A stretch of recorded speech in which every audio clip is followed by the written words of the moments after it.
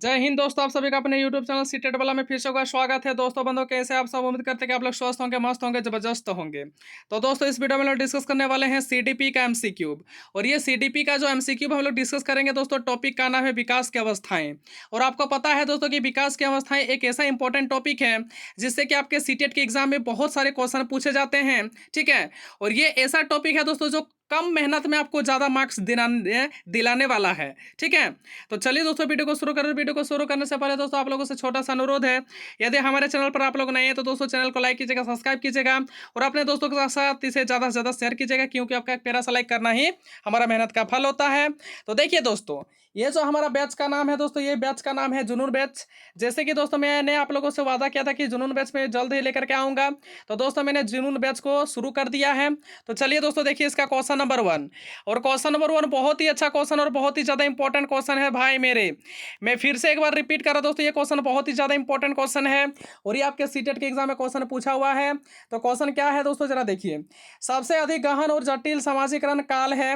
इसमें क्वेश्चन में पूछा गया कि सबसे अधिक गहन और जटिल सामाजिकरण काल कौन सा होता है। काल का मतलब होता है समय। ठीक है। आपको पता होना चाहिए दोस्तों कि बाल्य अवस्था की जो समय होता है, सॉरी यानी विकास की जो अवस्थाएं होती है वो 3 प्रकार की अवस्था होती है। कौन कौन सा दोस्तों? सॉरी 4 प्रकार की अवस्था होती है। ठीक है। जैसे कि दोस्तों होता है कि जो गर्भ में रहता है उसको भी बोलते हैं हम लोग। उसके बाद होता है दोस्तों शैशवावस्था, उसके बाद बाल्यावस्था, उसके बाद दोस्तों मेरे भाई मेरे बंधु मेरी किशोरावस्था आता है। ठीक है। जो दोस्तों देखिएगा कि जो बच्चा माँ के गर्भ में रहता है शायद उसको दोस्तों हम लोग प्रसव पूर्व अवस्था बोलते हैं। तो दोस्तों मेरे विकास की 4 अवस्थाएं होती है। तो उसी से क्वेश्चन पूछा गया कि सबसे अधिक गहन और जटिल सामाजिकरण काल है, तो दोस्तों इसका आंसर हो जाएगा किशोरावस्था। ठीक है। आप लोग जान लीजिए दोस्तों कि किशोरावस्था का जो उम्र होता है वो 12 से लेकर के 18 तक होता है। ये एनसीईआरटी के अकॉर्डिंग, और बहुत सारे बुक में देखिएगा दोस्तों 11 से 19 वर्ष भी दिया हुआ है, लेकिन जो एनसीईआरटी में दिया दोस्तों उसको फॉलो कीजिए। किशोरावस्था का उम्र कब से कब तक माना जाता है? 12 से 18 वर्ष तक माना जाता है। ठीक है। आई बात समझ में दोस्तों? क्वेश्चन नंबर 1 में दिक्कत हमें लगता है कि किसी प्रकार का कोई दिक्कत नहीं होनी चाहिए। चलिए दोस्तों आगे बढ़ रहे। देखो क्वेश्चन नंबर 2। क्वेश्चन नंबर 2 आपके सीटेट के पेपर में पूछा हुआ है। यहाँ पे मैंने जितना भी क्वेश्चन का सिलेक्शन लाया है दोस्तों, सारे के सारे ये क्वेश्चन तो या पूछा हुआ है या फिर बहुत ही ज्यादा इंपॉर्टेंट क्वेश्चन है। ठीक है। तो क्वेश्चन नंबर 2 में पूछा गया कि खिलौने की आयु कहा जाता है। तो खिलौने की आयु कहा जाता है दोस्तों पूर्व बाल्यावस्था को। किसको दोस्तों? पूर्व बाल्यावस्था को, जिसका उम्र माना जाता है 3 से लेकर के 6 वर्ष तक। कब तक दोस्तों? ना 3 से लेकर के 6 वर्ष तक माना जाता है। ठीक है। आगे देखो क्वेश्चन नंबर 3। क्वेश्चन नंबर 3 भी बहुत ही अच्छा क्वेश्चन है, बहुत ही ज्यादा इंपॉर्टेंट क्वेश्चन है। इतना अच्छा क्वेश्चन है दोस्तों कि हर एक सीटेट के एग्जाम में पूछा जाता है। तो क्वेश्चन में पूछा गया दोस्तों कि 6 से वर्ष तक की अवस्था में यानी बालक किस चीज में रुचि लेना शुरू कर देता है। ऐसा बालक दोस्तों जिसका उम्र है 6 से लेकर के 10 साल तक, वो क्वेश्चन में पूछा कि किस चीज में रुचि लेना शुरू कर देता। देखिएगा दोस्तों अध्ययन या अर्थात यानी विद्यालय में। ठीक है। वो भी चाहता है दोस्तों कि हम भी विद्यालय जाएंगे। ठीक है। हमको भी कुछ सीखना है। तो 6 से 10 वर्ष की जो अवस्था में बच्चा होता है वो बच्चा विद्यालय में रुचि लेना शुरू कर देता है। इसलिए क्वेश्चन नंबर 3 का सही आंसर क्या हो जाएगा? विद्यालय। ठीक है। आई बात समझ में? आगे बढ़े। चलिए क्वेश्चन नंबर 4 देखो। और ये क्वेश्चन आपके सीटेट के पेपर में आया हुआ क्वेश्चन है दोस्तों कि किस अवस्था का सामाजिक मुस्कान की अवस्था कहते हैं। तो याद रखिएगा दोस्तों शैशवावस्था को हम लोग सामाजिक मुस्कान की अवस्था कहते हैं। किसको दोस्तों? ना शैशवावस्था को। मैं आप लोगों से क्वेश्चन पूछना चाहता हूं दोस्तों कि शैशवावस्था का उम्र कब से कब तक माना जाता है।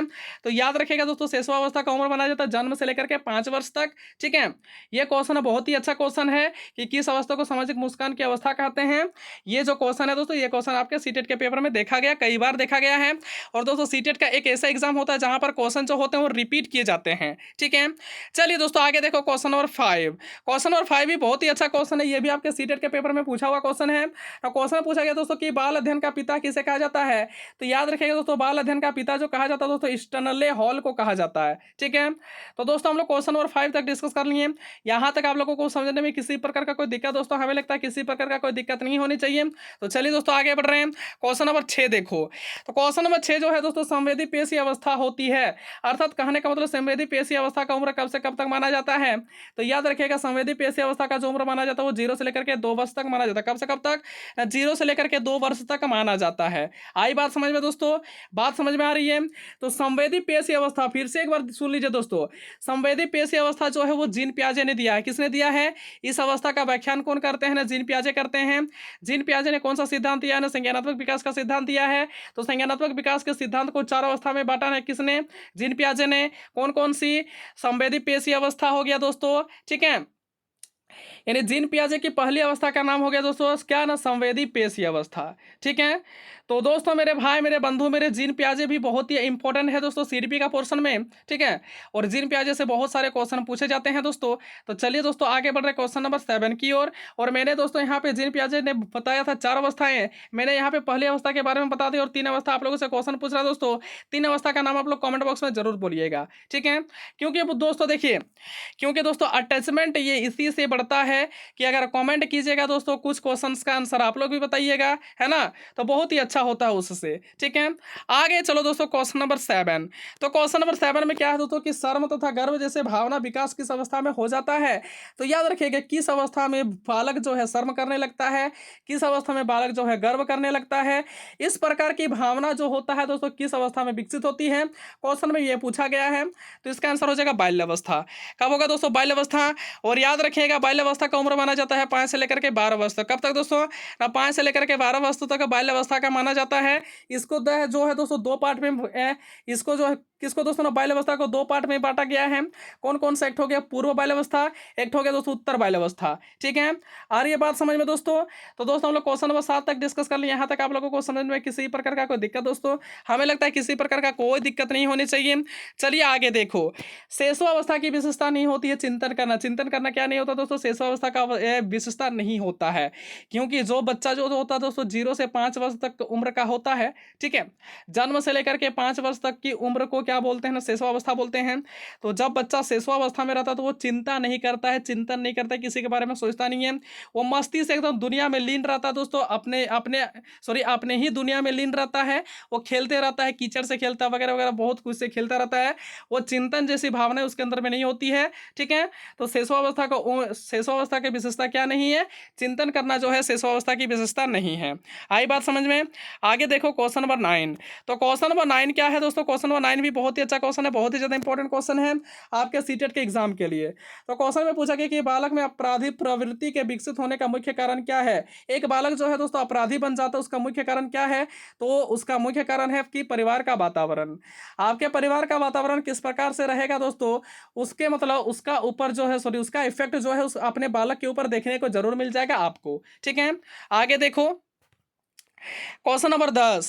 क्वेश्चन नंबर 10 में पूछा गया कि शेषावस्था की अवधि मानी जाती है। तो शेषावस्था की अवधि मैंने इस क्वेश्चन का पहले ही आंसर बता चुका हूं दोस्तों।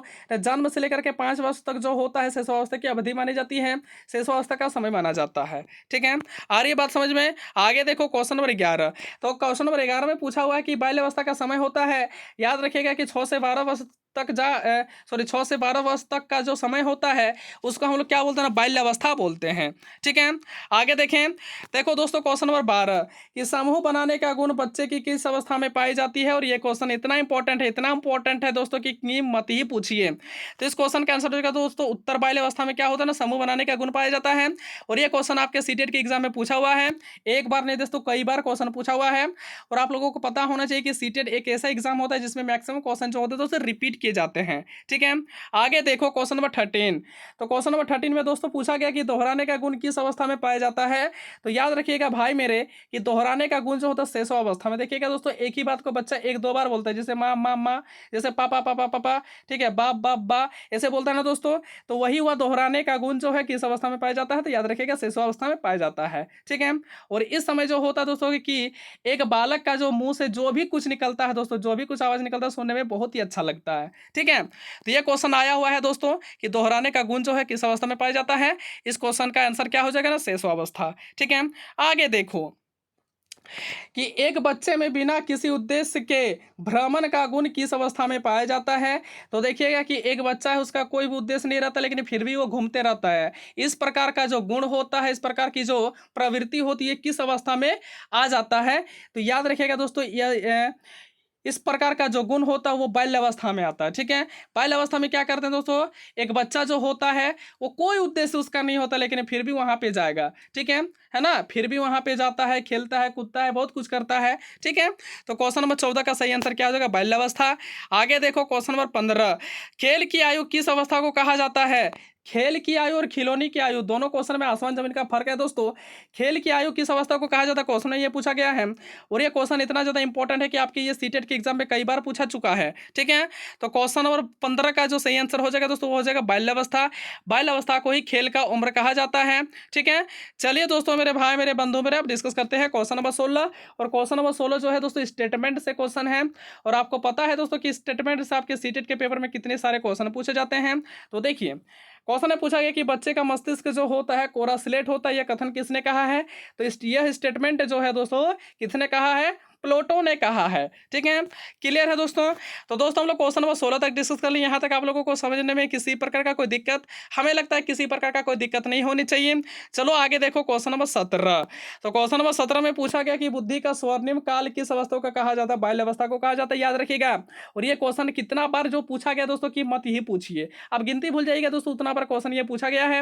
ये क्वेश्चन बहुत ही ज्यादा इंपॉर्टेंट है कि बुद्धि का स्वर्णिम काल किस अवस्था को कहा जाता है? तो याद रखिएगा, बाल्यावस्था को कहा जाता है। ठीक है, बात समझ में आ रही है? तो दोस्तों हम लोग 17 इंपॉर्टेंट क्वेश्चन डिस्कस कर लिए। तो दोस्तों, मेरे भाई, मेरे बंधु, मेरे, यहाँ तक आप लोगों को समझने में किसी प्रकार का कोई दिक्कत है दोस्तों? हमें लगता है किसी प्रकार का कोई भी दिक्कत नहीं होनी चाहिए। तो देखिए दोस्तों, आगे क्वेश्चन क्वेश्चन नंबर 18 भी आपके सीटेट के पेपर में पूछा हुआ दोस्तों। अगर नहीं पूछा तो दोस्तों मेरा नाम बदल दीजिएगा। देखिए दोस्तों, क्वेश्चन में क्या पूछा गया है कि चहुमुखी विकास का गुण किस अवस्था में पाया जाता है? तो चहुमुखी विकास का जो गुण होता है वो किशोरावस्था में पाया जाता है। क्या दोस्तों? किशोरावस्था में पाया जाता है। ठीक है, अगला प्रश्न देखिए क्वेश्चन नंबर 19। तो क्वेश्चन नंबर 19 में क्या पूछा गया कि ऐसा शायद ही कोई खेल हो जो 10 वर्ष के बालक ना खेलता हो, यह कथन किसका है? ये भी क्वेश्चन आपके सीटेट के पेपर में पूछा हुआ है और बहुत ही इंपॉर्टेंट क्वेश्चन है दोस्तों। तो ये स्टेटमेंट जो है दोस्तों, स्ट्रेग ने कहा। किसने कहा? स्ट्रेग ने कहा है। ठीक है, तो दोस्तों क्वेश्चन नंबर 19 तक आप लोगों को समझने में किसी प्रकार का कोई दिक्कत, हमें लगता है कि किसी प्रकार का कोई भी दिक्कत नहीं होनी चाहिए। चलो देखिए क्वेश्चन नंबर 20। तो अमूर्त चिंतन की अवस्था कौन सी होती है जिसमें बहुत सारा जो होता है दोस्तों कि बच्चा जो होता है पूरा सोचता है कि हम क्या करेंगे क्या नहीं करेंगे? तो याद रखिएगा दोस्तों कि किशोरावस्था में क्या होता है ना, अमूर्त चिंतन की अवस्था मानी जाती है। ठीक है, यानी किशोरावस्था में एक बच्चा जो होता है दोस्तों अमूर्त चिंतन करना शुरू कर देता है। ठीक है, तो क्वेश्चन नंबर 20 का सही आंसर क्या हो जाएगा? किशोरावस्था इसका सही आंसर हो जाएगा। आगे चलें, देखिए क्वेश्चन नंबर 21। क्वेश्चन नंबर 21 क्या है कि सीखने का अनोखा काल कौन सी अवस्था को कहा गया है? तो शेषवावस्था।